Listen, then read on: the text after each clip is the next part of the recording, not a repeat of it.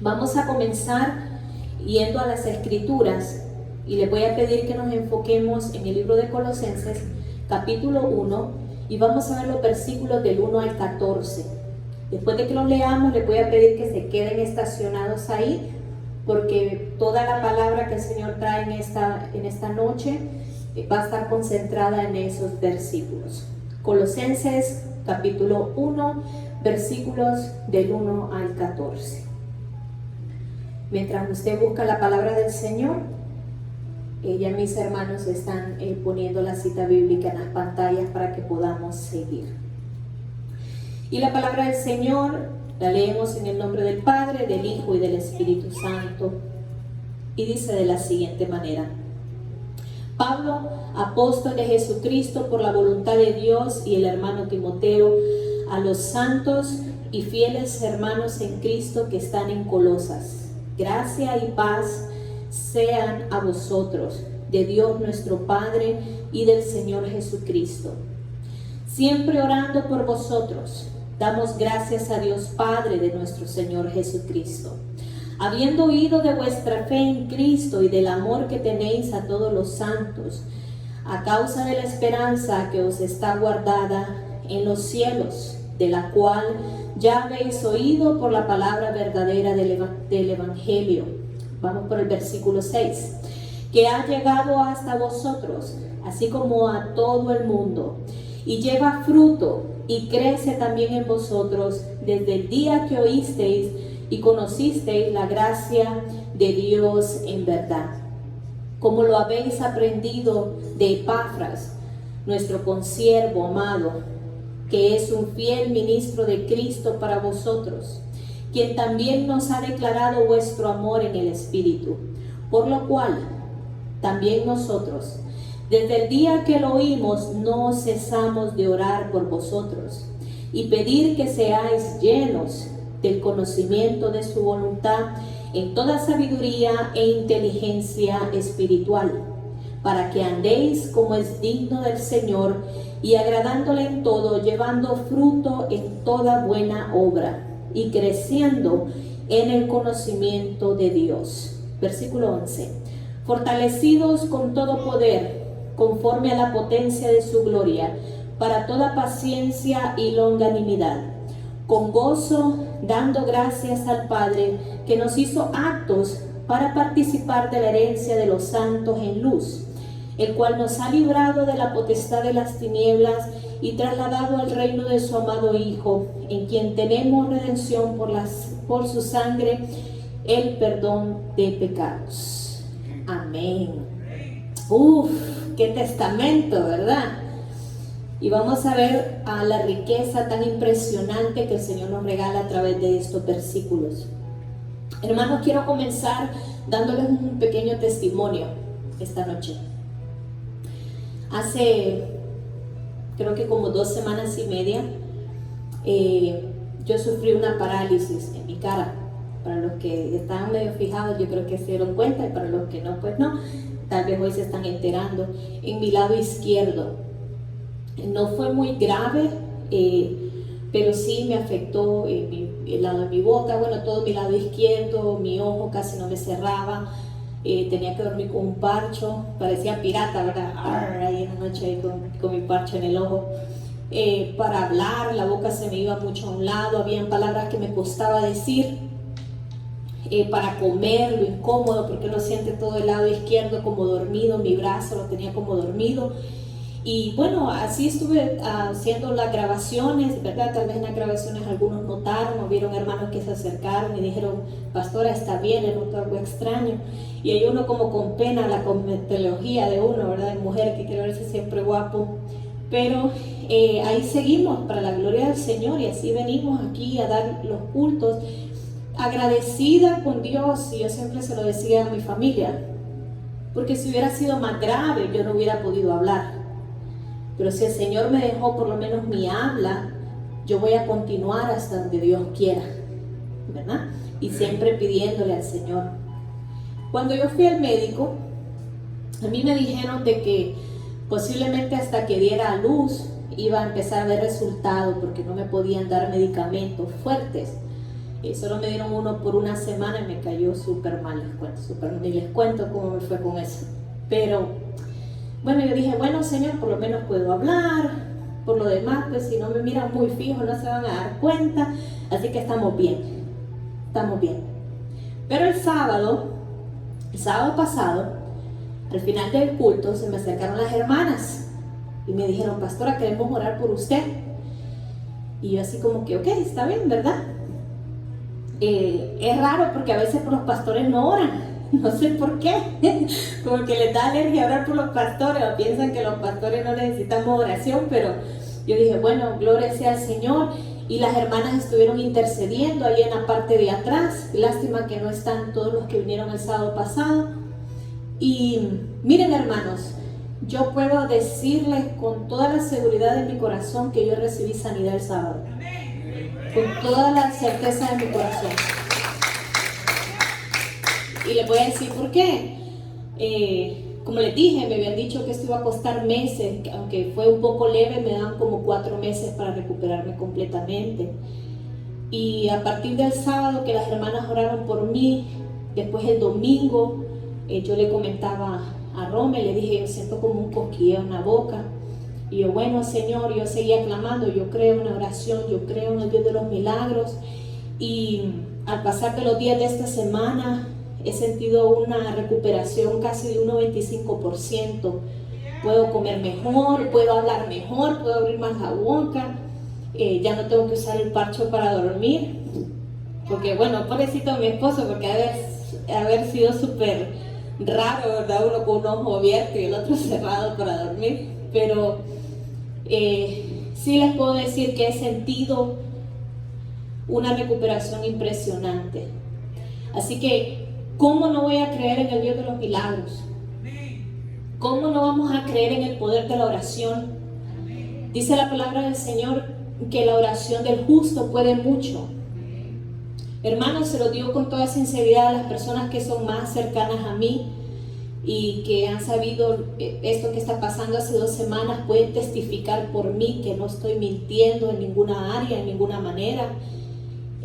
A como yo estaba la semana pasada, como estoy esta semana, prácticamente ya no se me nota nada, el dolor de cabeza me ha reducido increíblemente. Yo le doy la honra y la gloria a Dios. La honra y la gloria a Dios, porque aquí en esta casa, muy humildemente, las hermanas oraron por mí y no sé qué tanto nivel de fe ellas tenían, pero saben que la gloria del Señor se manifestó. Y yo sé que fui tocada por el Señor. Y se lo digo por testimonio, para que crean que a veces pensamos que solo es una oración y ahí, pero hay poder en la oración. Hay poder en la fe que depositamos en las manos del Creador. Y yo estoy muy agradecida en las hermanas que dieron un paso adelante y oraron por mi vida. ¿Saben por qué? Porque ustedes fueron instrumento de la gloria de Dios. Ustedes fueron las que oraron por mí. Así que el Señor las usó como instrumento para su honra y gloria. Porque Dios hace milagros. Y yo no podía quedarme callada, yo tenía que dar mi testimonio. Porque ahora no se creen los milagros. Yo podía venir y decirles, no, tal vez fue el medicamento de una semana que me dieron. Pero no, es imposible. Porque yo ya había terminado el medicamento. Eso ya había pasado. Y yo que lo estoy viviendo, yo que estoy sintiendo los síntomas, yo puedo testificar y decir, yo sé que he sido sanada. En el nombre de Jesús. Gracias a la oración de la iglesia. Así que, hermanos, nuestro Dios no es un Dios muerto, es un Dios vivo. Es un Dios que se mueve, es un Dios que se manifiesta. El Espíritu Santo está en este lugar. Porque si no estamos en la presencia de Dios, no vamos a poder ver esas manifestaciones gloriosas. Pensamos que los milagros y las sanidades solo fueron en el tiempo de los discípulos. Han pasado más de 2000 años y aquí hubieron unas siervas que oraron por mí el sábado y Dios tocó mi vida y me ha dado sanidad. En el nombre de Jesús, de esa manera se los estoy testificando. Y los que están cercanos a mí saben que es cierto lo que estoy diciendo en este momento. Así que estoy más que agradecida con Dios por el milagro que ha hecho en mi vida, pero por dejarme ver de que Él aún se mueve en medio de su pueblo. Y por eso se los dejo de saber, a ustedes, dejar saber lo que pasó. Anímense, sigan orando, sigan clamando, sigan creyendo en el Dios de los milagros, porque Él hará. Así que, hermano Leonel, declare la palabra y el Señor lo hará. El Señor cubrirá a toda su familia. Tenemos que creer en ese Dios maravilloso que se mueve en el ámbito espiritual, ¿verdad? Y quería compartir yo este pequeño gran testimonio con cada uno de ustedes, para que crean, para que sigan fieles y firmes, porque estamos en el camino correcto. Amén. Bueno, como saben, esta es la semana 2 de lo que estamos viendo, y los que estuvieron la semana pasada se recordarán que vimos algunas cosas que enfrentaba la iglesia de Colosas. Habían presión, ¿verdad? Habían fuerzas tanto dentro de la iglesia como fuera de la iglesia, queriendo hacer cambios en la misma de acuerdo a lo que ellos pensaban o creían que era lo mejor para ese momento. Se recordarán que los falsos maestros, a través de sus enseñanzas y sus doctrinas, estaban manipulando la mente de los creyentes y los estaban impulsando a que su entendimiento cambiara y que ellos vieran de que la doctrina de los discípulos y el evangelio no eran suficientes para que ellos alcanzaran la redención. Y esto lo que provocó fue una confusión en la iglesia de Colosas acerca del plan de Dios para su vida, acerca de lo primero que habían sido enseñados por Epafras.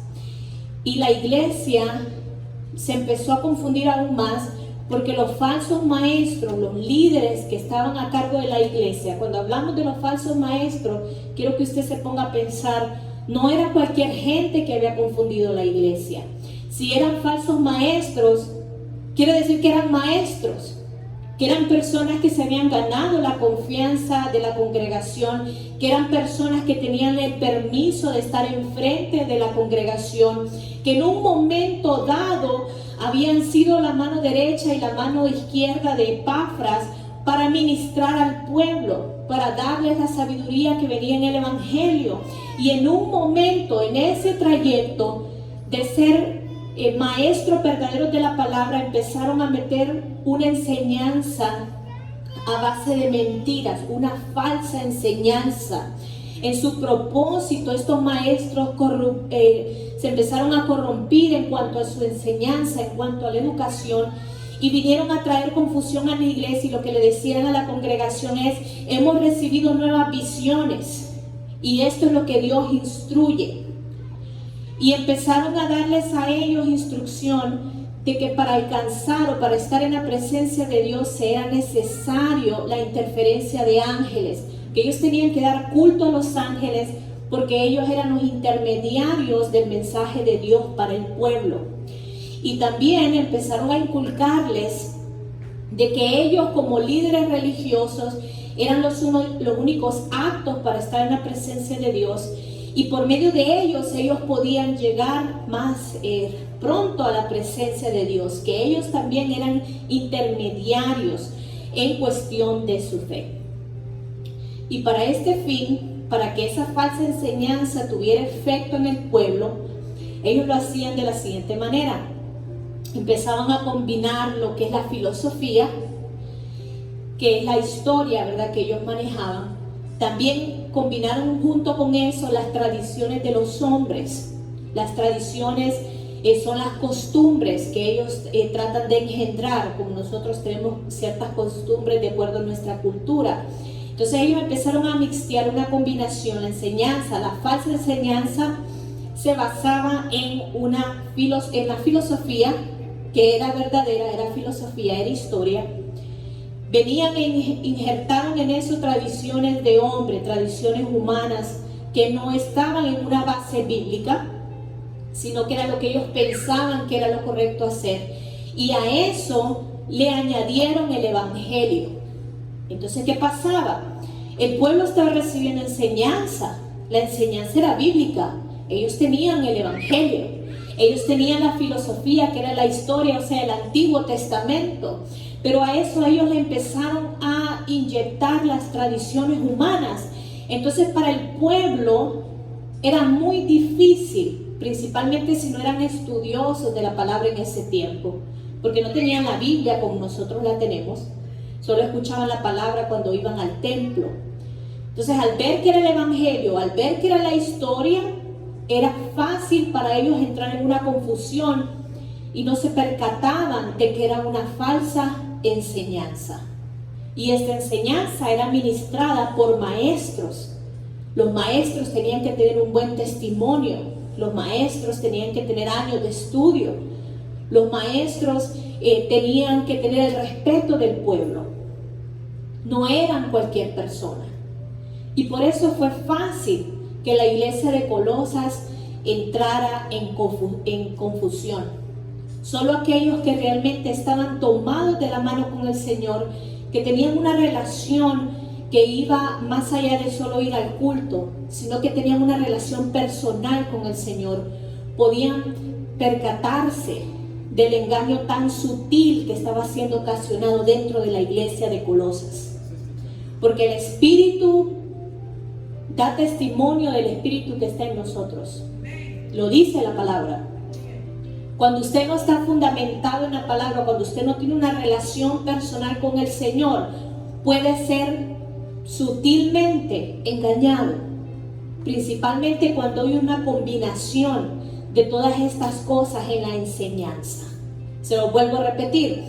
La técnica que ellos usaban o la manera que ellos lo hacían era combinando la filosofía, que es la historia, el evangelio, que era el evangelio que todos predicaban, y costumbres dadas por el hombre. Entonces ese era el engaño muy sutil, y era lo que estaba sucediendo en la iglesia de Colosas en ese tiempo. El apóstol Pablo sabía lo que estaba ocurriendo. Sabía que la iglesia de Colosas estaba rodeada de una sociedad que iba en contra de las creencias verdaderas. Él sabía que la iglesia estaba en constante presión de que cambiaran su mensaje. El objetivo del enemigo en ese tiempo para la iglesia de Colosas es que cambiaran el mensaje puro, sin mancha del evangelio. Y Pablo reconoció este ataque. También Pablo sabía que ya muchos habían cedido a la presión de lo que estaba ocurriendo. Ya la iglesia estaba dividida, ya se estaban reuniendo en diferentes lugares, ya habían ciertos maestros que los habían despreciado y nada más habían tomado las enseñanzas de los maestros que daban falsa enseñanza, porque sentían de que esa era la enseñanza verdadera. Así que Pablo en sus oraciones, al recibir todas estas noticias del cambio tan radical que había pasado en la iglesia de Colosas, fue inspirado y dirigido por Dios para escribirle una carta a la iglesia de Colosas. No fue que a él se le dio la gana o porque fue un impulso, él fue inspirado y dirigido por Dios para escribirle a esta iglesia. Y la intención de la carta que Pablo escribe, que es la epístola de Colosenses, es para animarlos, para animar a la iglesia de Colosas a que continuaran por el buen camino, como ellos lo habían hecho al inicio. Ahora, en estos 14 versículos que nosotros acabamos de ver, son muy importantes, porque aquí Pablo se enfoca en las cualidades de la iglesia de Colosas.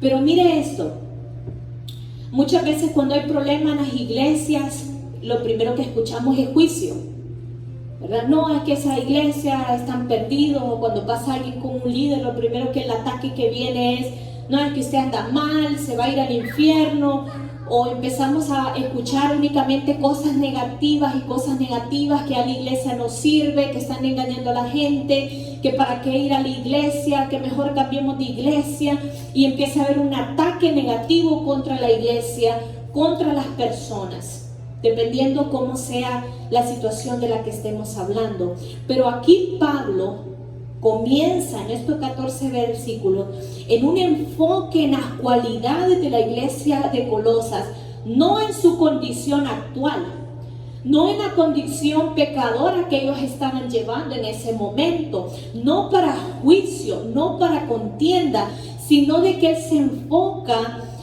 en la situación primaria, en sus inicios, en cómo Dios levantó a la iglesia de Colosas y cómo la mano gloriosa del Señor los tenía desde un inicio.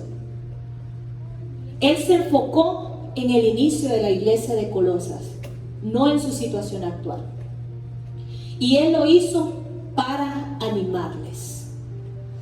Pablo viene a recordarle a una iglesia que estaba a punto de hundirse, a punto de desaparecer completamente, que se habían desviado del plan de Dios, de que el Señor había plantado en ellos cualidades necesarias para estar firme en el momento que la presión viniera a ellos en un futuro. Y que estas cualidades el Señor se las había implantado en aquellos primeros días donde la iglesia de Colosas estaba de gloria en gloria y de victoria en victoria. Entonces Pablo reconoció que el Señor ya estaba tratando con la iglesia de Colosas desde que ellos comenzaron. Cuando comenzaron a hacer iglesia, cuando Epafras comenzó a predicar el evangelio verdadero, cuando empezó a crecer la iglesia, el Señor en esas primeras semillas, en esas primicias, en los primeros miembros, en los primeros años, cuando ellos caminaban en rectitud, ya el Señor en su plan había puesto cualidades en estos miembros, cualidades en esta iglesia que les iban a ayudar a vencer la estrategia que años más tarde le iban a venir por el enemigo para destruir la iglesia. Y Pablo, Dios le dio la sabiduría a él para que cuando escribiera la carta les recordara a ellos cuáles eran estas cualidades necesarias para soportar la presión del mundo, para soportar la presión de la sociedad que quería un cambio. Y la iglesia ni siquiera sabía que en ellos ya existían esas cualidades dadas por Dios en un inicio. Y por eso es tan impresionante cuando tomamos estos versículos, porque nos da y nos regala el vistazo a 3 cualidades que iban a ayudar a la iglesia de Colosas a superar ese momento de crisis que estaban teniendo. Que no todo estaba perdido, que si ellos recordaban esas cualidades y regresaban a ese plan original, ellos iban a superar la presión del mundo, ellos se iban a mantener firmes en su fe, iban a volver al camino verdadero. Y esas 3 cualidades que Pablo les regala en estos versículos a la iglesia de Colosas son las mismas cualidades que la iglesia de hoy tiene que recordar y tiene que practicar, porque estas cualidades no eran exclusivas para la iglesia de Colosas. Dios sabía que la iglesia de hoy en día también iba a estar bajo la presión del cambio, y nosotros también necesitamos tener estas cualidades activas dentro de nuestro ser, dentro de nuestras iglesias, para no extraviarnos del plan original del Señor para cada uno de nosotros. Y eso es lo que vamos a ver esta noche. Vamos a comenzar con la primera cualidad que Pablo les habla en estos versículos, y es el enfoque o la atención en el evangelio. Ustedes van a poder apreciar que yo les coloqué el capítulo y los versículos para que a los que les gusta estudiar la palabra de una manera más sistemática y desarrollarla, sepan dónde está la base bíblica de estas cualidades, porque no son inventos del hombre, no son inventos míos para rellenar un estudio, un sermón. Son cualidades que Dios dejó estipuladas para las iglesias cuando tuvieran que enfrentar esos momentos difíciles de división, depresión, cuando el enemigo viniera a causar tropiezo en la casa del Señor, donde hubiera lugares que se levantaran falsos maestros a traer enseñanzas distorsionadas a la iglesia. Ya el Señor ha plantado en la iglesia original cualidades que son las únicas que nos van a ayudar a superar los momentos de presión. Así que en estos versículos, lo que ustedes van a ver en amarillo son las áreas de enfoque a los que les gusta estudiar la palabra, para que sepan la base bíblica de qué estamos hablando de estos 14 versículos en Colosenses. Amén. Entonces acordémonos que Pablo no estableció la iglesia de Colosas, lo vimos la vez pasada. Quien la estableció fue Epafras, ¿verdad? Epafras escuchó el evangelio dado por Pablo, impresionó tanto su vida, cambió todo su sistema emocional, podría decirlo, cambió su corazón. Él aceptó a Cristo, fue bautizado y él con gran gozo fue a la ciudad de Colosas y empezó a predicar y se empezó a levantar la iglesia. O sea, él fue el patriarca de la iglesia de Colosas. Y cuando empezó a pasar todo esto, yo me imagino que Epafras pasaba enviándole cartas a Pablo, o lo iba a buscar, y Pablo lo entrenó, y Pablo lo ayudó y lo asistió de cómo comenzar, cómo ser un discípulo. Y me imagino que le mandaba noticias, ¿verdad? Ella decía: hermano Pablo, se convirtieron 5, se convirtieron 10, se convirtieron 20, la iglesia está creciendo, ya tenemos más de 10 cultos, ahora tengo personas que me ayuden. Ellos pasaban en constante comunicación. Por eso cuando la iglesia comenzó a dividirse, cuando Epafras se percató de que la iglesia estaba recibiendo una falsa enseñanza y que era bien recibida por los miembros, que los miembros estaban de acuerdo en lo que los falsos maestros estaban enseñando, también él le mandaba las noticias a Pablo y había preocupación.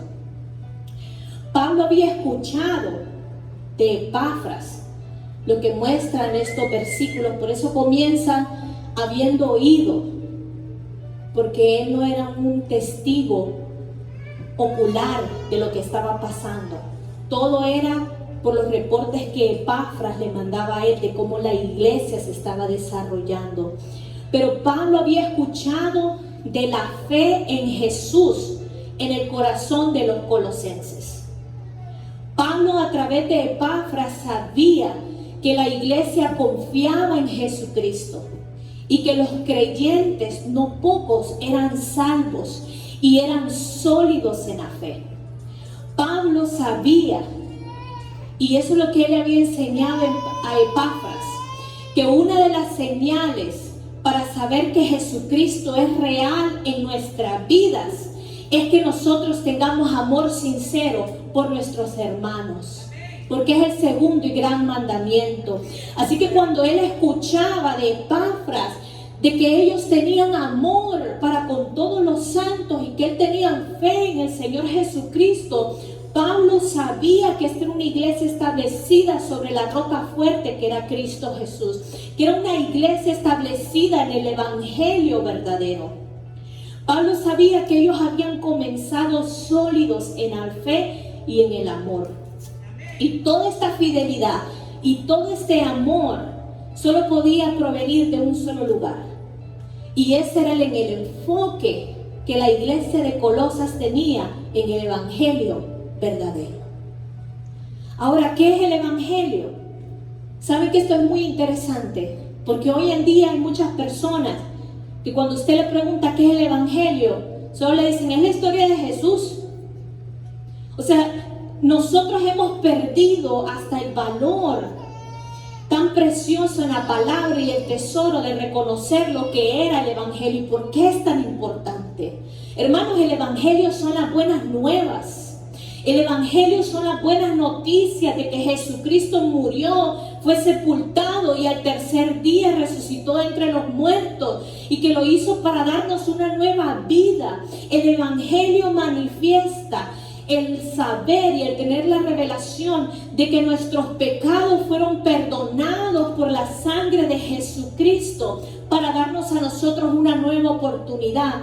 El Evangelio significa que nosotros sepamos y comprendamos que podemos entrar al lugar santísimo sin necesidad de intermediarios, como era la enseñanza que se le estaba dando a esa iglesia, como es la enseñanza que se está dando hoy en día en muchas iglesias alrededor del mundo, que si ya no es a través del pastor, que si ya no es a través del líder, que si ya no es a través del profeta o del evangelista, no podemos tener acceso directo al Padre. Eso se llama tener intermediarios. Pero el Evangelio lo que muestra son las buenas noticias, que nosotros solo podemos doblar rodillas o cerrar nuestros ojos, abrir nuestro corazón y decir: Padre, y usted inmediatamente está en la presencia de Dios. Ese es el poder del Evangelio. Saber que Dios le ha dado a usted una nueva vida, que todas las cosas viejas quedaron atrás y todas son hechas nuevas en Cristo Jesús. Que Él pagó por todos sus pecados y le hizo una nueva criatura y le hizo una ofrenda santa y agradable para la presencia de Dios. Ese es el Evangelio. Es la esperanza, es nuestro motor, es la verdad que mantiene a la iglesia firme. Y eso es lo que la iglesia de Colosas tenía en los primeros días, cuando comenzó. Ellos fueron enseñados en el Evangelio verdadero de la palabra. El amor a Cristo, la fe, creer, tener esa convicción de que tenemos un Padre maravilloso. Y eso es lo que los motivaba a ser fieles. Saber que fueron limpiados, que fueron sanados, que ahora podían tener ese acceso directo al Padre, de clamar, de pedir sin tener que ir a dar sacrificios o dar ofrendas. Eso era precioso. Y eso es lo que había sido quitado de la iglesia. Y Pablo se los recuerda. La primera cualidad que la iglesia no puede perder es el enfoque en el Evangelio verdadero. La iglesia de hoy tiene que mantener ese enfoque en el Evangelio. La sociedad ahora dice que es algo tonto creer en un Dios sobrenatural. Que cómo es posible que un hombre que murió hace más de 2000 años pueda tener tanta influencia en el mundo hoy. Con todo el conocimiento que el hombre ha adquirido hasta este día de tantos avances tecnológicos, dicen que por qué le debería de impactar la muerte de un mártir cuando han muerto muchas personas por las sociedades. Por eso es que la iglesia hoy en día tiene que mantenerse fiel, porque lo que la sociedad pide es una reforma, es un cambio al mensaje. Que no es posible que la vida de Jesús pueda seguirnos afectando, que ya pasaron muchos años, que ya creer en Jesucristo eso es nada más como una entidad sobrenatural y que no ocurre nada, que es algo nada más de la historia. Y ahora el mensaje del Evangelio verdadero es sustituido sutilmente en la iglesia del día de hoy. Y ahora lo que nos enfocamos nada más es en ponerle curitas a las heridas que traen los miembros, hablando de diferentes temas, pero casi nunca tocando el tema del Evangelio verdadero, porque ya las personas no creen. Ya los cristianos piensan que el sacrificio de Jesucristo no fue nada, que eso fue nada más un hombre que murió y ya estuvo, y de ahí no pasa absolutamente nada. Aún en las iglesias, hermanos, aquí presentes, donde nos rodean, ¿verdad? No solamente estoy hablando de la iglesia cristiana, estoy hablando de la iglesia, el cuerpo de Cristo a nivel mundial. Miran a Jesucristo solo como esa figura supernatural, y todo lo demás es considerado de acuerdo a la sabiduría humana. Sí hay un Dios, pero las reglas las pone el hombre. Sí creemos que hay una entidad sobrenatural, pero las reglas las tenemos que poner de acuerdo a la necesidad de las generaciones en las cuales estamos viviendo. Ese es el pensamiento actual de muchos. Ya el evangelio no impacta, hermanos. Antes usted iba con su Biblia y usted le decía a las personas: arrepiéntese porque Cristo es real, el cielo es real, el infierno también es real, es necesario que se arrepiente y que vaya a los pies de Cristo. Y la gente se humillaba y se tiraba al suelo y decía: yo quiero aceptar a Cristo en mi corazón. Ahora usted agarre su Biblia y vaya, dígale a la gente: Cristo murió por ti para lavar tus pecados. Se ríen, no creen. La gente no quiere convertirse. Muchas iglesias se han convertido en lugares de reciclaje, nada más agarrando miembros de otras iglesias y reconvertirlos de como vienen de otras iglesias, porque ya la gente de afuera dice: no, uno les dice y les dice y les dice, y la gente ya no quiere nada con el Señor. Pero ¿sabe qué es lo que pasa? Ya no hay temor de Dios en los corazones de las personas. Esa es la realidad que estamos viviendo. Ya la maldad del hombre ha contaminado demasiado. La iglesia tiene que recordar el enfoque al evangelio. La iglesia tiene que recordar que el evangelio es nuestra cristianidad. Ser cristiano no es una religión. Ser cristiano es una forma de vida. Ser cristiano es el evangelio verdadero, es lo que se nos ha enseñado, son las buenas nuevas de la salvación. Pero si la iglesia ya no cree, si la iglesia ya no confiesa, si la iglesia ya no vive bajo esta enseñanza, ¿cómo esperamos que el mundo la reciba? Ya no creemos en el Dios de los milagros. Puede ser que yo cuente mi testimonio y la gente va a decir: que está loca, es como es pastora, tú piensas que es de Dios. Yo le aseguro que hay personas que pueden opinar eso, porque ya no creen en el Dios de los milagros. Hay personas que oran y nada más están orando por orar, pero no tienen la convicción de que Dios puede obrar a través de su oración. Es como que hemos apartado el evangelio verdadero y ahora queremos escuchar otras cosas. Hermanos, Jesús es real. Jesús no es una fábula, Jesús no es una figura mística. Jesús es verdadero, Él es el Hijo de Dios. Él fue una sensación hace más de 2000 años. Él debería de ser una sensación en este tiempo para cada uno de nosotros también. No es algo que está pasado de moda.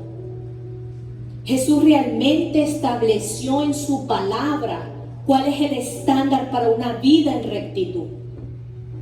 Pero ahora nosotros buscamos el estándar para una vida en rectitud en otros lugares, menos en Cristo. Hermanos, el pecado realmente existe y la iglesia es llamada a arrepentirse de sus pecados. Hermanos, Jesús vive hoy y no solamente vino a salvarnos, sino que nos dejó una responsabilidad, y es la responsabilidad de nuestra nueva vida. Él vino a salvarnos, pero nos dejó la responsabilidad de nuestra nueva vida. ¿Qué está haciendo usted con su nueva vida?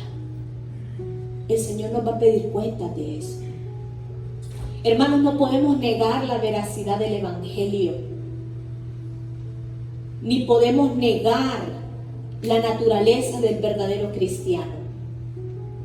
El cristiano que ha perdido su enfoque en el evangelio ya no puede ser luz en medio de las tinieblas, porque la luz en medio de las tinieblas no es el hombre en sí, es la presencia de Dios en nuestras vidas, es la verdad del evangelio depositada en nuestro corazón, porque de la abundancia del corazón es que hablará la boca.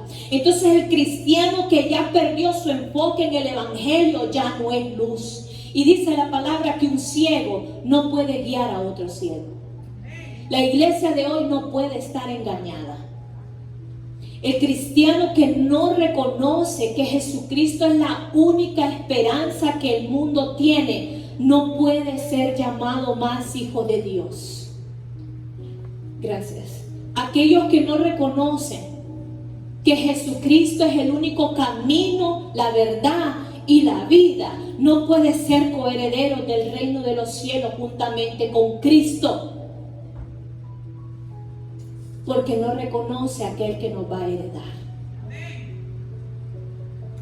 Si nosotros damos por menos el Evangelio, realmente ya no hay esperanza para nosotros. Y eso es algo que tiene que quedar bien claro en el corazón de cada uno de nosotros. No podemos perder el enfoque en el Evangelio verdadero. Y es lo que Pablo les estaba recordando a la iglesia de Colosas. En los inicios el Señor plantó esto en ustedes para cuando vinieran los días malos, ustedes se tomaran de la enseñanza sin mancha, sin arruga, ya depositada en nuestros corazones. Y es lo mismo que el Señor viene a hablarnos a nosotros. Ya la enseñanza verdadera fue depositada y sembrada en cada uno de nuestros corazones. Pero el enemigo, con tanta contienda, con tanta confusión, con tanta tribulación, nos hace olvidar lo que ya está sembrado en nuestro corazón. Y andamos buscando un evangelio nuevo cuando solo hay un evangelio. Y es la verdad, y es Jesucristo. Vamos a ver la segunda cualidad que Pablo le da a la iglesia de Colosas. Y la segunda cualidad es el enfoque en la búsqueda de la voluntad de Dios. Esa es la segunda, y eso comienza desde el versículo 9. Empezamos a ver esta segunda cualidad que él le recuerda a la iglesia de Colosas. Y le dice: recuérdense en sus inicios que fue enseñado a ustedes por la verdad, a través del Espíritu Santo, de la revelación del Espíritu Santo, que la iglesia tiene que tener la característica de enfocarse en la búsqueda de la voluntad de Dios. Y miren, hermanos, desde el versículo 9, nosotros comenzamos a ver una de las 4 grandes oraciones apostólicas del apóstol Pablo. A los que les gusta estudiar la palabra y estudian la vida del apóstol Pablo a través de todos los libros maravillosos del Nuevo Testamento que él dejó. En todos esos libros él únicamente hizo 4 oraciones apostólicas para la iglesia de intercesión. Y una de ellas fue dada a la iglesia de Colosas. Y la empezamos a observar desde el versículo 9. Pero Pablo oraba en su oración de que el amor de ellos continuara viniendo de Dios. Él oraba para que ellos continuaran teniendo una relación personal con Dios que ya habían perdido por las falsas enseñanzas. Pablo oraba de que siguieran a Dios y siguieran al Espíritu Santo, que no se desviaran del otro consolador que había sido otorgado a la iglesia. Que ellos supieran la voluntad y la dirección de Dios para con ellos. Por eso ahí nuevamente les recalco la base bíblica de donde viene la oración de Pablo. Y por eso dice que se nos ha declarado vuestro amor en el Espíritu. Esta iglesia ya había sido bautizada en el Espíritu Santo, no solamente en agua. Era una iglesia que se movía en el ámbito espiritual. Por eso dice: no cesamos de orar por vosotros. Pablo intercedía por la iglesia de Colosas y dice: para que sea lleno del conocimiento de la voluntad de Dios. Cuando habla del conocimiento de la voluntad de Dios, esto es el resultado de la oración y de la permanencia en la palabra, que es la verdad, y en la comunión con Dios, que es la relación personal. Eso es lo que Pablo les está diciendo. Tienen que mantener su enfoque en la búsqueda de la voluntad de Dios. La iglesia de hoy necesita enfocarse en buscar la voluntad de Dios. Para lograr esto debemos conocer a Dios mejor de lo que ahora lo conocemos. Usted puede pensar que conoce a Dios. Yo puedo pensar que conozco a Dios.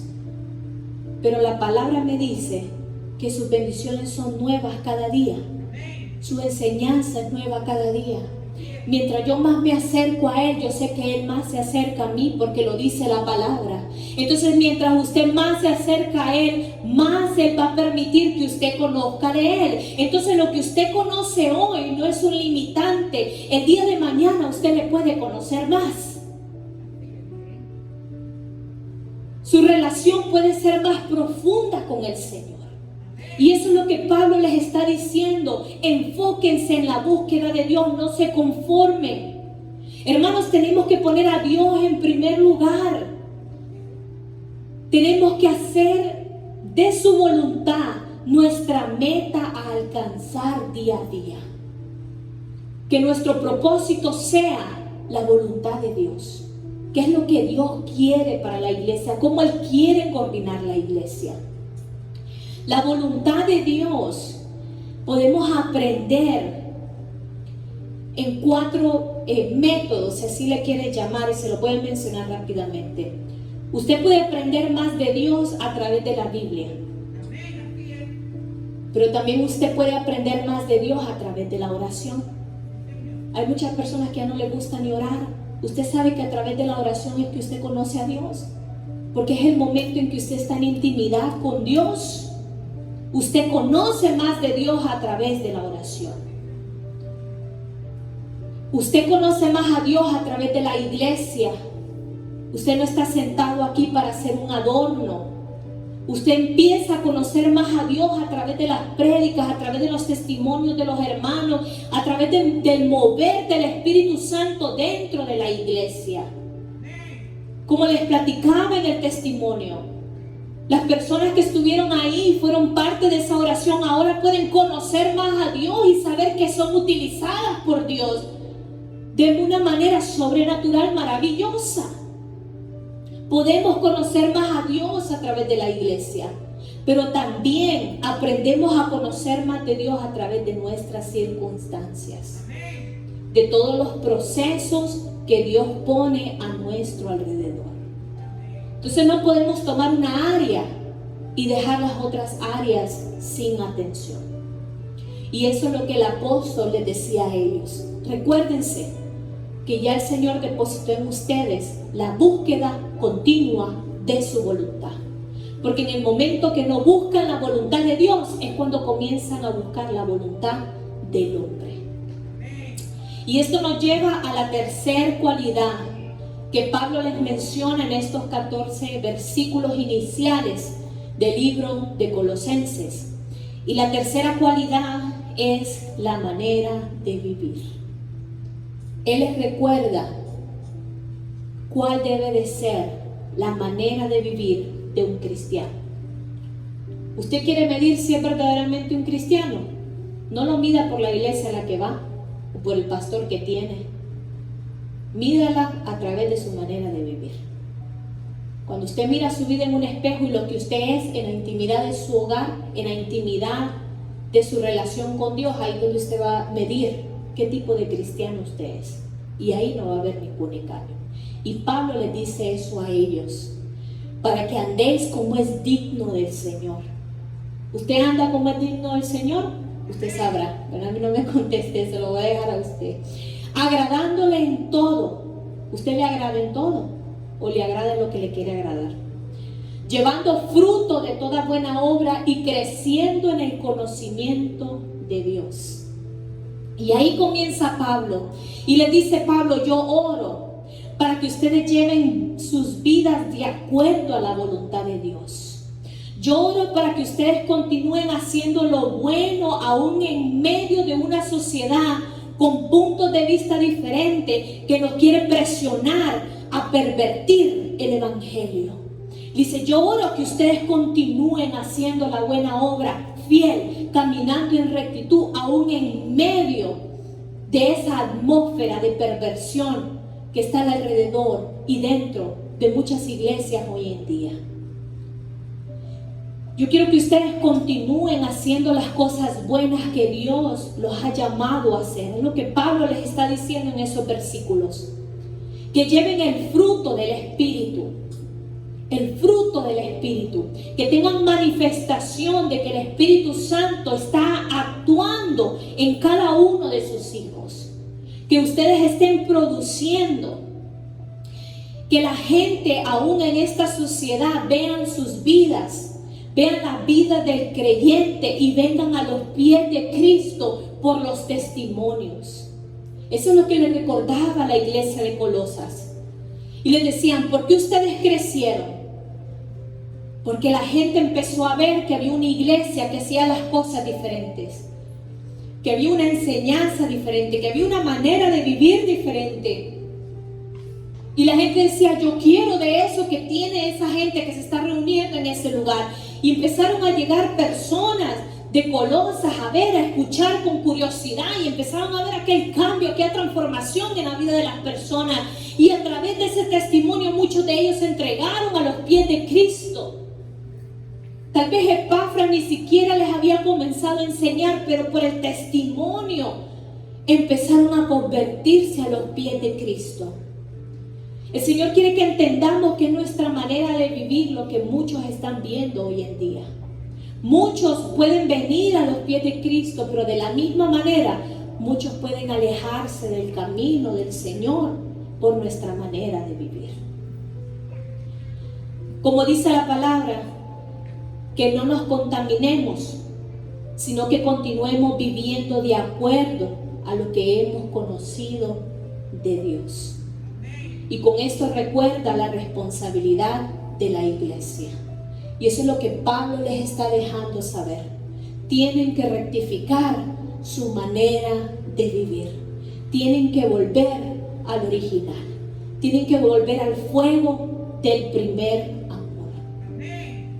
La iglesia de Cristo hoy ha sido llamada a vivir una vida buena, santa y agradable a Dios.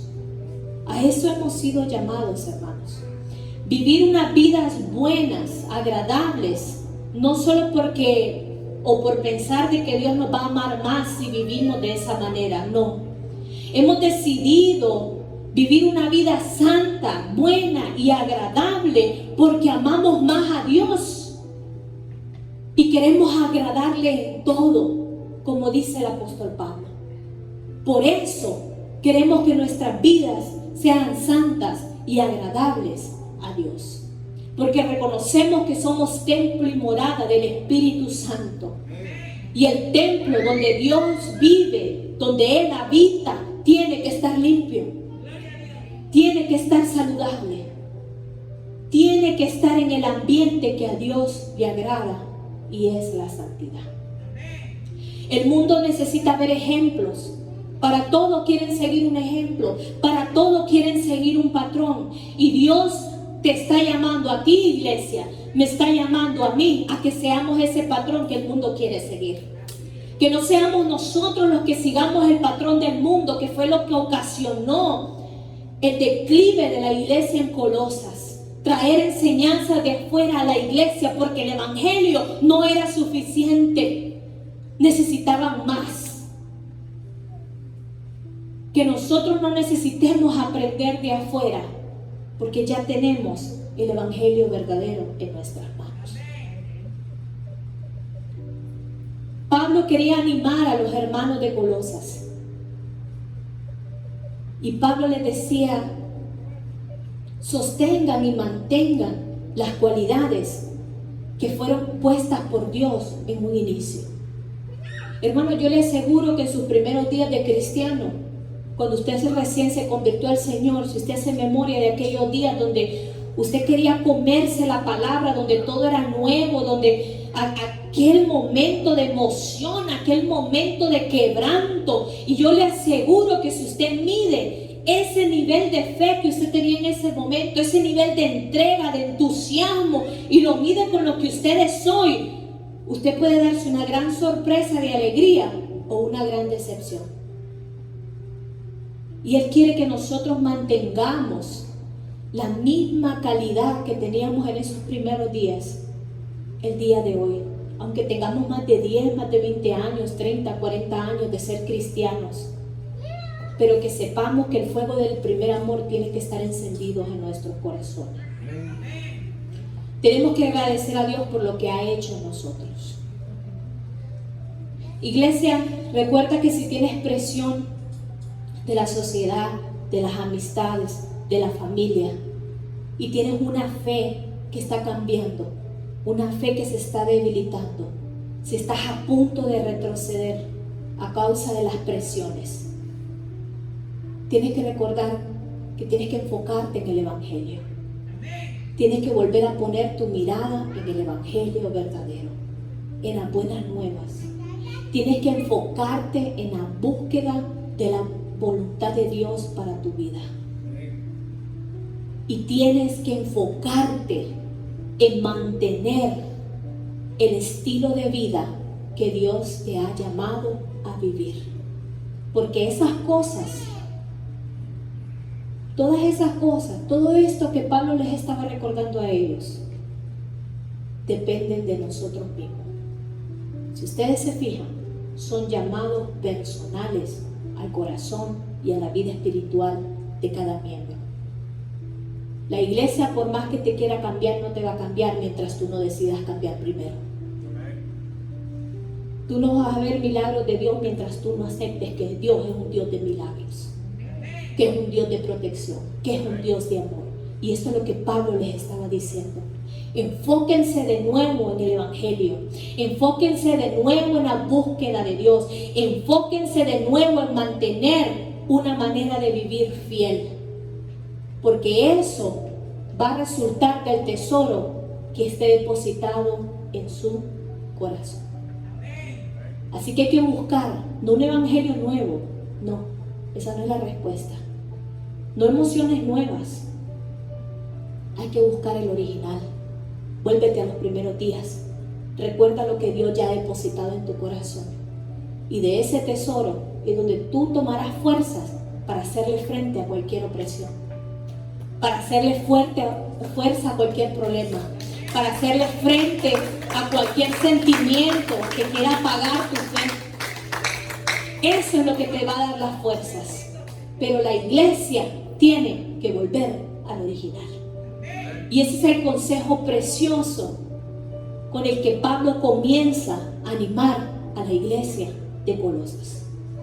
No es momento de juicio, es momento de búsqueda. Estamos en momento de búsqueda.